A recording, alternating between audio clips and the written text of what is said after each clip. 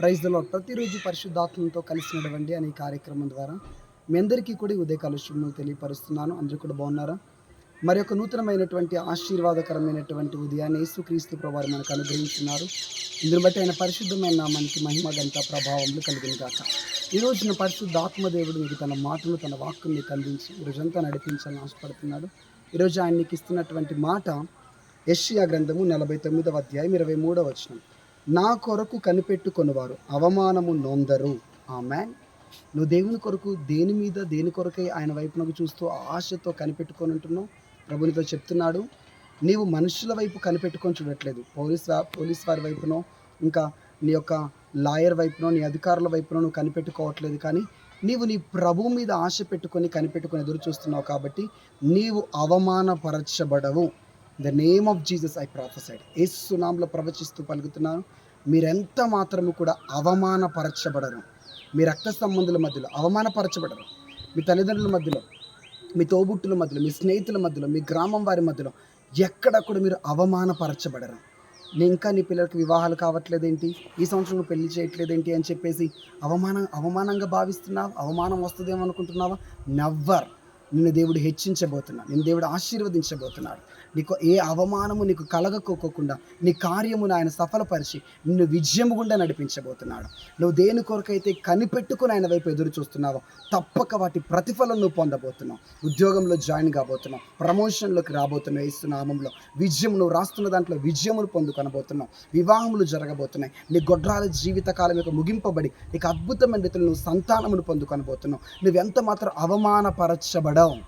దీవెనను చూడబోతున్నావు, ఆశీర్వాదమును చూడబోతున్నావు. Receive. మీరు 3 సార్లు హృదయం మీద చేపెట్టుకొని చెప్పండి, నేను అవమానపరచబడను, నేను అవమానపరచబడను, నేను అవమానపరచబడను. ఆమేన్.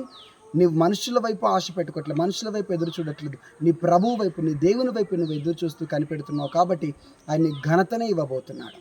అందరు ఆశ్చర్యపడబోతున్నారు, ఎట్టి విధంగా ఇంత గొప్ప ఘనత నీకు కలిగింది అని. ఒక చిన్న మాట చెప్పి ముగిస్తాను, గమనించండి. ఆ కానా విందులో ఆ ద్రాక్షరసం అయిపోయినట్లయితే అక్కడ వాళ్ళు అవమానపరచబడతారు. అందరూ వాళ్ళని అవమానపరిచి షేమ్గా ఫీల్ అవుతారు. వాళ్ళందరూ కూడా వాళ్ళని ఒక్కొక్క మాట అంటారు, అది అవమానం. కానీ వెంటనే యేసయ్య అక్కడ ఇన్వాల్వ్ అయ్యి నీళ్లను మధురముగా ద్రాక్షరసంగా మార్చివేశాడు. హల్లెలూయా. అవమానం రాకోకుండా కాపాడు. సో నీ జీవితంలో కూడా నీకు అవమానము కలగకుండా ప్రభు కాపాడబోతున్నాడు. నీ జీవితం ఇప్పుడు నీళ్ళ వలె ఉందేమో, ఇప్పుడు నీటి వలె ఉందేమో, నీకు రంగును, నీకు మాధుర్యమును ఇవ్వబోతున్నాడు. నీ జీవితం తీయగా మధురముగా మారబోతున్నది. ఒక అద్భుతం మీ జీవితంలో నీవు అవమానపరచబడకోకుండా ఉండడానికి ఒక అద్భుతాన్ని దేవుడు నీ జీవితంలో జరిగిస్తున్నాడని నమ్మండి. ఒక మెర్రాకిల్ని దేవుడు మీ జీవితంలో జరిగిస్తున్నాడు నమ్మండి. ఎంత అద్భుతాలు తెలుసా? బండ మీద నడిచినట్లుగా సముద్రపు నీటి మీద దేవుడు నడిచాడు. ఎన్నో అద్భుతాలు చేశాడు. Same miracle now. ఇప్పుడు నీ జీవితంలో, మీ జీవితంలో కూడా మీరు అవమానపరచబడకుండా మీ చుట్టూ ఉన్న వారి మధ్యలో మీ తల ఎత్తే విధంగా, మీ కొమ్ము పైకెత్తబడే విధంగా, మీకు ఘనత కలిగే విధంగా, మీకు ఖ్యాతి కలిగే విధంగా దేవుడు ఆశీర్వదించి ఒక అద్భుతమును చేయబోతున్నాడు. Receive this what. ఈరోజు వాగ్దానాన్ని మీరు రిసీవ్ చేసుకునండి.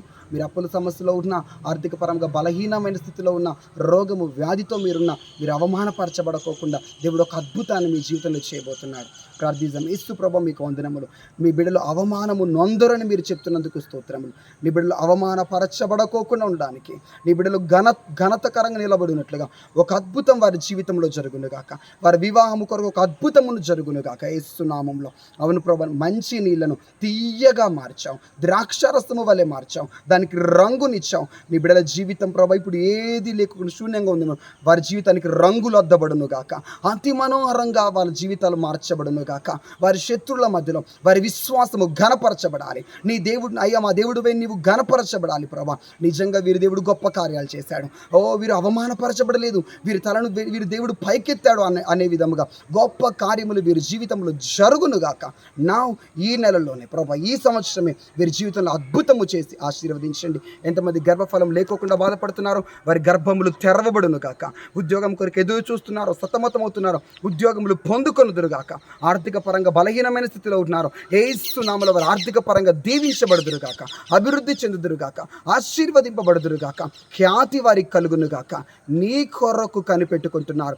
ఇక నా దేవుడు జరిగిస్తాడు, ఇప్పటికైనా దేవుడు అద్భుతం చేస్తాడు, ఇప్పటికైనా వివాహం జరిగిస్తాడని నీ మీద విశ్వాసము చెదర పడకోకుండా నీ వైపే కనిపెట్టుకొని ఎదురు చూస్తున్నారయ్యా. మనుషులు ఎవరి వైపు చూడట్లేదు, నీ తట్టే చూస్తున్నారు కనుక తప్పక అద్భుతము జరుగునుగాక, అవమానపరచబడకుండా ఉందురుగాక. యేసు నామములో ప్రార్థిస్తుంటున్నాం తండ్రి, ఆమేన్. Praise the lord. ఎవరో ఈ మాటలు వింటున్నవారు అవమానపరచబడతామేమో, ఇంటి ముందుకు వచ్చి అప్పుల వాళ్ళు గొడవ చేస్తే అవమానకరంగా ఉంటుందేమో అని, అవమానం కలిగిద్దేమో అని భయపడుతున్నారు, కలవరపడుతున్నారు. దేవుడు నీతోనే ప్రవచనాత్మకంగా మాట్లాడుతున్నాడు. నీవెంత మాత్రము అవమానపరచబడవు. నీ దేవుడి మీద ఆశ పెట్టుకొని కనిపెట్టుకొని ఉంటున్నావు కదా, తప్పక ఒక అద్భుతాన్ని, అప్పటికప్పుడు ఒక అద్భుతాన్ని చూస్తావు. నీ తల పైకెత్తబడుతుంది. వాళ్ళందరి మధ్యలో నువ్వు ఘనపరచబడతావు తప్ప అవమానపరచబడవు. God bless you. Praise the lord.